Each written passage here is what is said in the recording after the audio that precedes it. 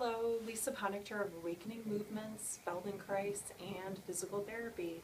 Today we're going to do a continuation of a previous shoulder lesson that we've done before. If we think of slapping a clock on our shoulder as we're lying on our side, 12 o'clock is up towards the ear, 6 o'clock is down towards the pelvis, 3 o'clock is forward, and 9 o'clock is backwards. Now if you're working on the other side and the clock is facing upward, the numbers forward and backward for 3 and 9 may be different depending on if you have your clock facing down or up. If the clock confuses you, don't worry about it. Right and left sometimes confuse me when I'm looking at a group of people. So I will talk you through it. What you're going to need is either 1 or 2 pillows. If you're comfortable on your side, lying on your arm overhead, you can just lie on your arm instead of using a pillow. So see what you need. So you could lie with your arm long if that's comfortable, or you can use a pillow. And begin with the top arm alongside your body. And you're just going to start by taking the shoulder up towards the ear. That's 12 o'clock. Down towards the pelvis, that's 6 o'clock. We've done this one before, so it's just a little quick review. Forward and backward from 3 to 9. 3 o'clock's in the front, 9 o'clock is in the back. You're thinking of the bones moving, the collarbone in front, the shoulder blade and back.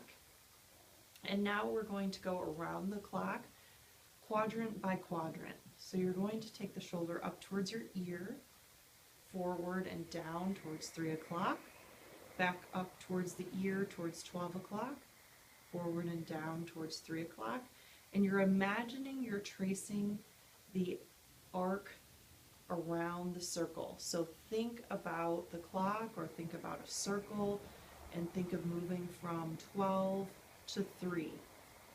Again, if the image of a clock does not help you, just think about a circle and that you're circling 1/4 of the circle. Trying to make it smooth, not pushing into pain. Go ahead and rest. Now most of you are going to find that this is not a smooth arc, but there's some bumpiness. And that's natural. That's going to get smoother over time. That's going to show that you're practicing with the new neural connection patterns, especially if you have tension patterns. For most people that work on computers, the shoulders go forward and up, or if you hold stress and tension in your shoulders. This portion of the circle, that's why we started there, that's where most people are patterned to rest their shoulders anyway when they're working on a computer or in a tension pattern. So now we're going to go forward towards 3, and then down and around towards, down towards the pelvis towards 6 o'clock, back up towards 3, so it's down towards 6, swoop up and forward towards 3. Here I am getting my numbers mixed up. It's late, thinking about a clock and numbers. Eesh, thanks goodness there are people that deal with numbers on a daily basis, and thank goodness that's not me. Anyway, you're thinking about the smoothness of this arc, not the numbers, but think of tracing the bottom front portion of this imaginary clock that's on your shoulder. Good, go ahead and rest. If the image works better for you, you can think of a paintbrush on your shoulder sticking up towards the ceiling, and you're drawing on a canvas, and you're going to be making your way around the circle quadrant by quadrant. So now let's go up towards the ear again, towards 12. You're going to arc down and back towards 9, back up towards 12. And just do that several times at a pace that's comfortable for you, feeling how the shoulder blade moves, how the collarbone in the front moves. You might also feel some movement connecting through the ribs as you do that. but you're trying to just let the arm rest comfortably at your side. And then take a break here.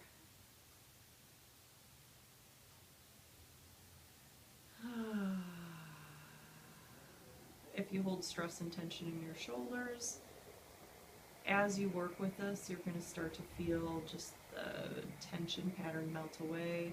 Things are going to get much more fluid and smooth. And you'll be painting these wonderful imaginary circles on your ceiling all over the place. Good thing it's imaginary because it might not go with your decor. Anyway, now we're going to go backwards towards 9 and down towards 6 o'clock towards the hip. Back and up towards 9, down towards 6, back and up towards 9, down towards 6. And you're imagining, again, traveling along from 9 to 8 to 7 to 6 to 7 to 8 to 9. You can think about the numbers if you're a number person, visual, and you can see the clock there in your mind. You're trying to make that smooth. Go ahead and rest when you're ready to take a rest. Important thing here, if you listen to any of my other videos, you're not supposed to push into pain.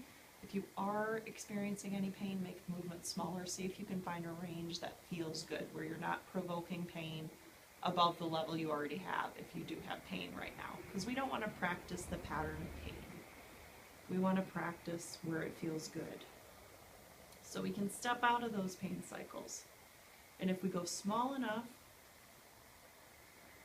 a lot of times things will loosen up and we'll be able to do more. So it's not about pushing it to be a big circle.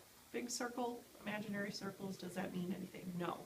Finding a range that works, where you feel the comfortableness and the smoothness of your shoulder, that's where the magic is. And now we're going to connect the dots here. So you're going to take your shoulder up towards your ear, towards 12, forward and down towards 3, continue down and arc towards 6 o'clock, down towards your pelvis, back and up towards 9, behind you, and then continue upward again towards your ear, and continue that circle, thinking of each of the checkpoints along the way. 3 is forward, 6 is downward, back at 9, and up to the ear at 12. And just feel the parts where it feels smooth, the parts where it might feel stiff. Notice how that goes. And then taking it in the other direction. So you're reversing the clockwise motion of the circle. You're now going counterclockwise from 12 to 9 to 6 to 3, back up to 12. And just notice for yourself which way is the circle easier. You might get some bumps and pops and cracks, and that's just your muscles balancing out. So no need to worry unless you're having pain. If you're having pain, make the movement smaller.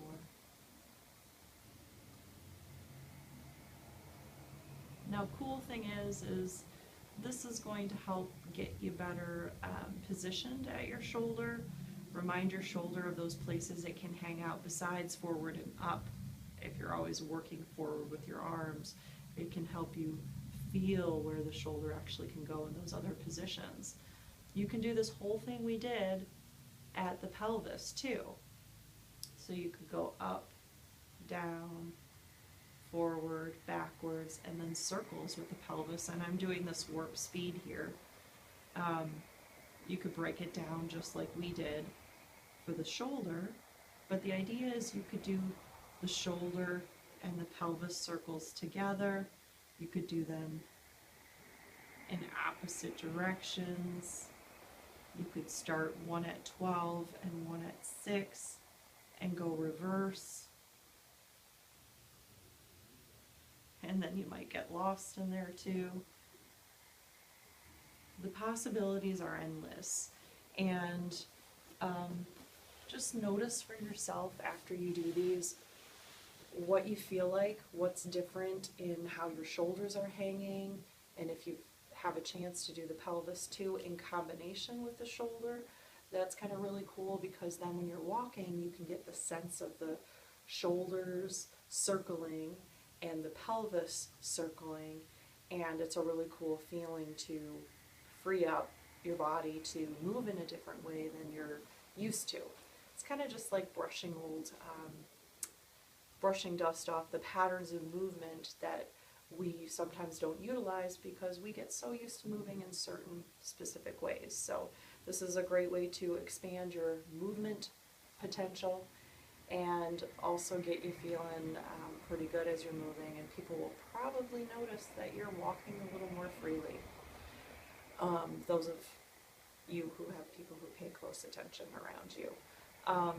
But anyway, hope you enjoyed the shoulder clocks. Feel free to